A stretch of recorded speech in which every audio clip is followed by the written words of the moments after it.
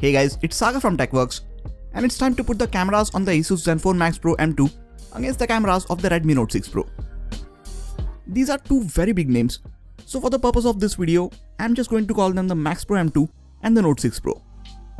I have compared the cameras on the Note 6 Pro with many other phones in the last month, and as we all know, it has been performing really well so far.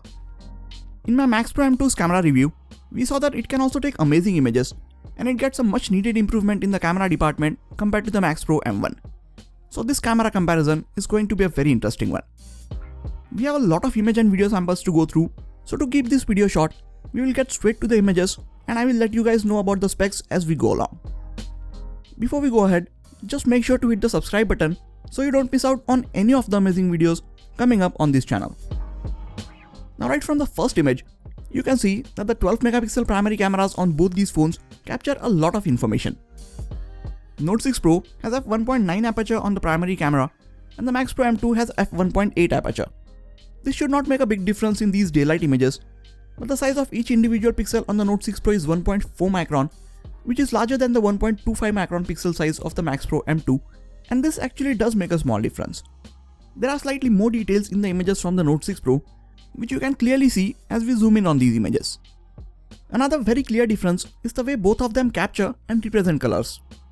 Note 6 Pro comes with AI scene detection mode, while ASUS has not enabled that feature on the Max Pro M2 yet. But even with the AI scene detection turned off, colors from the Note 6 Pro seem more saturated and vibrant. Now both the phones take good images, and if you look at these images individually, colors do look good from both. But when we compare them side by side, colors from the Note 6 Pro seem saturated and the ones from the Max Pro M2 seem a bit dull. I personally prefer slightly vibrant colors from the Note 6 Pro. But color is a personal choice, so you can look at these images and decide for yourself that which one do you like. If you don't like colors or look of the images that come straight out of the cameras on either of these phones, you can edit the images to make them look as saturated or as dull as you want with very little efforts. Coming to the dynamic range of both these phones, here are two images without the HDR mode turned on. Note 6 Pro is showing better dynamic range by default, and you could make out much more details in the brighter background compared to the Max Pro M2. And now here's the same image with the HDR mode turned on. There is not much change in the image from the Note 6 Pro, as it was already showing better dynamic range by default, but the difference in the image from the Max Pro M2 is huge. And now there are so much more details in the darker as well as brighter parts of its image.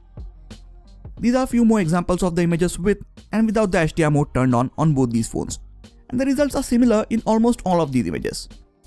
Note 6 Pro continues to show much better dynamic range by default, and Max Pro M2 does much better with the HDR mode turned on. But even with HDR turned on, I prefer the images from the Note 6 Pro as they do a better job of preserving colors and highlights while bringing up the shadows. This is a quick focusing test before we move on to the close-up and macro shots. Both these phones are fast and accurate while switching focus from far to near objects and then back again. And if there is any difference in their focusing speed, it is very negligible. Thanks to fast and accurate focusing, both these phones can take good close-up and macro shots. Subject is in perfect sharp focus and the background is nicely blurred out since both have a wide aperture. Max Pro M2 has f1.8 aperture while the Note 6 Pro comes with f1.9 aperture on its primary camera. But to be honest, I am not seeing any major changes in the background in any of these images. If anything, we can see that the Note 6 Pro shows better dynamic range and slightly better colors here as well. But that is it in terms of differences between these close-up images. Thanks to the 5 megapixel depth sensor on both the phones, they can take good portrait mode images. Both of these are good at detecting the edges and separating the subject from the background. Max Pro M2 gives you an option to adjust the amount of blur while you are clicking the portrait shots, whereas you can do this and even add various light tail effects to the portrait images on the Note 6 Pro after you have clicked the image. Both do a good job, but neither one is perfect and miss out to blur certain parts of the images on occasion. So both of them could use some refinements via software updates. Speaking of software updates, ASUS has already pushed out 2 software updates for the Max Pro M2, one of which added the portrait mode and EIS for the front-facing camera, and the other one also brought some minor camera refinements with the December security patch. Note 6 Pro on the other hand is still running on October security patch and hasn't received any major software update in the last few weeks. Coming back to the images, both phones can take portrait mode images of objects, and I think they are a bit better at detecting the complex edges of objects and blurring the background than they are at detecting the edges of humans. Some of these images are brighter from the Note 6 Pro, but I thought it should have been the other way around since Max Pro M2 has a marginally wider f1.8 aperture. Here are images from artificial and low lighting situations. In these lighting situations, colors from the Note 6 Pro are a bit warmer, while those from the Max Pro M2 are a bit cooler. Both phones do a very good job of capturing a lot of details even in these lower lighting situations. But if we zoom in, images from the Note 6 Pro are slightly more detailed. It is also better at handling the exposure from the lights and showing less noise when you are capturing images in these situations. As we move on to even lower lighting situations, Note 6 Pro still captures detailed images with slightly less noise, but the white balance is much more accurate in the images from the Max Pro M2. There is no way of adjusting the exposure in the auto mode of the Max Pro M2 like we have in most of the other phones. So in tricky lighting conditions like these, it is very difficult to get the focus and exposure just right. That brings us to the front-facing cameras. It may not be clear from the first look itself, but the 20 megapixel front-facing camera on the Note 6 Pro captures slightly more details compared to the 13 megapixel selfie camera on the Max Pro M2. Both also offer almost similar dynamic range. They can take portrait selfies, and the Note 6 Pro gets a secondary 2 megapixel depth sensor for this purpose. I feel like the edge detection, especially around ear and hair, is better from the portrait selfies of the Max Pro M2. And Note 6 Pro again offers a better dynamic range for the background, making its overall images look better. While shooting in low light, there is a lot of noise in the portrait selfies of the Max Pro M2. It comes with a front-facing flash, but it does not work while taking portrait selfies. Here's a video from the front-facing camera of the ASUS Zenfone Max Pro M2 and the Redmi Note 6 Pro.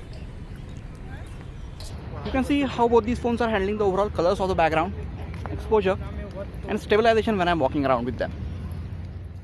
Due to electronic stabilization on the front-facing camera, frame on the Max Pro M2 is cropped in a lot compared to the Note 6 Pro. Max Pro M2 can take 4K 30fps videos, but this feature is not available on the Note 6 Pro. Both offer EIS while shooting 1080p 30fps videos, and they are doing a decent job of keeping the video footage stable. Note 6 Pro gets options like shooting slow motion and time-lapse videos, but for some reason, these features are not yet available on the Max Pro M2. Interface of the camera app is very bare bones on the Max Pro M2, and it doesn't even give us basic features like adjusting the exposure in auto mode, turning on the grid which helps in composing the shot, and other basic modes like slow motion and time-lapse video capture are also missing. I was hoping that ASUS will add these features with software updates, but since they have not been added or even mentioned with the first two software updates, I really doubt that they will be added in the future. So with all these image and video samples, it is clear that both can take good images under right lighting conditions. There is a slight difference in the way both of them capture colors, so the one that you like might depend on your color preference. For me, it is the Redmi Note 6 Pro.